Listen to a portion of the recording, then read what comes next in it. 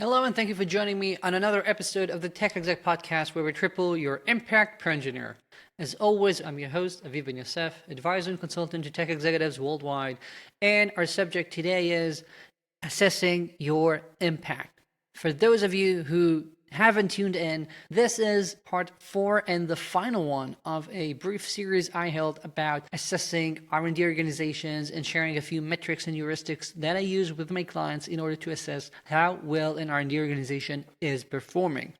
The previous episodes were about moving past road delivery, your talent, your management, and today we'll be talking about impact, which is, of course, the holy grail of any R&D organization. Once you are truly aligned on impact, you usually are at the peak of the industry. You create a team that will be one of those teams that everyone will remember for the rest of their careers. You'll create a real highlight because when we deliver amazing impact, everyone tends to be more fulfilled. We feel like what we're doing matters and the business actually benefits. So it's an incredible win-win, and it's also something that I believe is simply our obligation as leaders to ensure that we create these environments.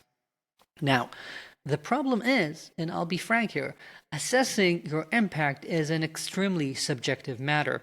It is easier for me to sense this having worked with dozens and dozens of companies, having seen hundreds of different teams, but it's not as easy for someone from within to grasp how well you're doing. So I'll try and share some of the different metrics and thought experiments you can use in order to get a sense. But I do believe that if you want to get a better sense of how you're doing, you should be talking to other tech executives if you're not using someone like me as an advisor. And therefore, by the way, I have a free global community for tech executives and executives in tech in general. And you can check out the link in the show notes in order to apply.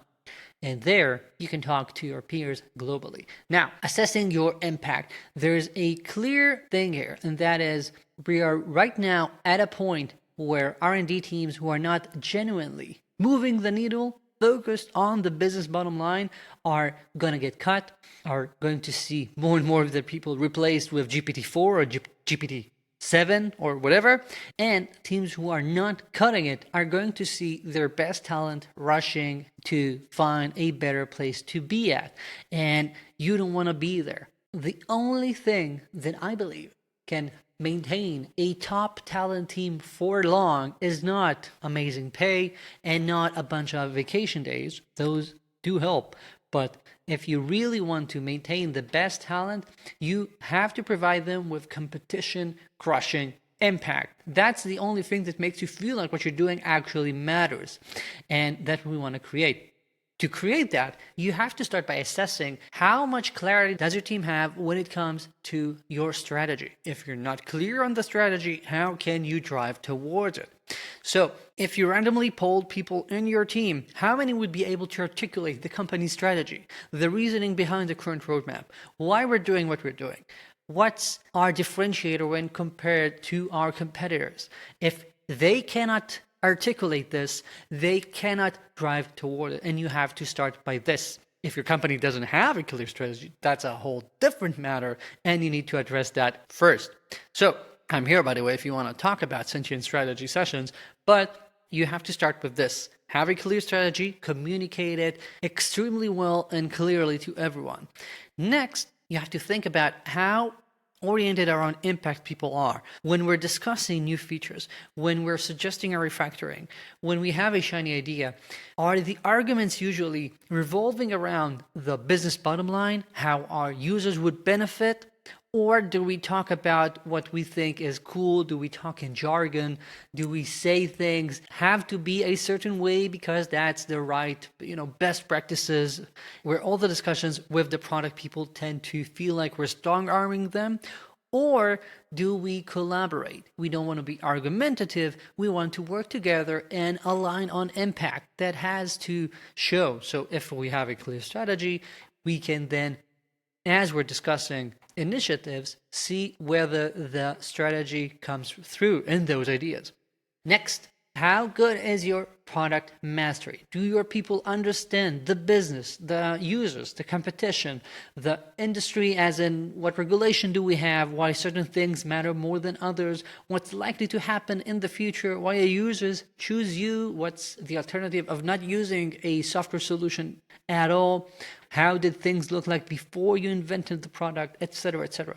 People have to understand this in order to be able to make the hundreds of micro decisions that coding takes every day and make them as aligned as possible on impact. And another area, there are a few more in the PDF that you can download for free in the link in the show notes. But another area I want to mention in this call is, of course, innovation. I've spent lots of episodes about this. You can get the free sample chapter from my book, The Tech Executive Operating System, where I cover innovation. And I believe that innovation is the pinnacle of engineering mastery. If you want to create an engineering team that's genuinely special, unique, and transformative for the business, innovation is where it's at. And the question for you is, when was the last time that someone's idea resulted in a new feature or product offering? Not just something cool for the engineering blog, but actually made a difference. How often does your team place bets that make business sense? Is creativity something that you only uncage for 2 days a year because that's when you have a hackathon, or is innovation and creativity habitual in your team, something that shines through on a daily basis, or you're holding intermissions every few sprints? This is, again, the Holy Grail. It's not easy, but every team across the world that I've talked to that has implemented my idea of intermissions has benefited from them and has stuck with it. So do check that out. Again, there's a link in the show notes to grab the sample chapter from my book, which is all about inducing innovation in an R&D organization. And all of that together, hopefully, will make your team an impact machine, something that, again, you're going to be proud of being part of for the rest of your career. And the same goes for each and every one of your employees. Who wouldn't want that? And if there's any year in the past 15 or so to really shine, to really create an innovation center and not be a cost center, it's this year. So don't waste your opportunity and get to it. That's it for this week. Thank you for joining me on this series. See you next week. And if you haven't yet, do subscribe to my newsletter. It's the best newsletter online for tech executives. And check out my community. Links to all of these are in the show notes. Thank you. Talk soon.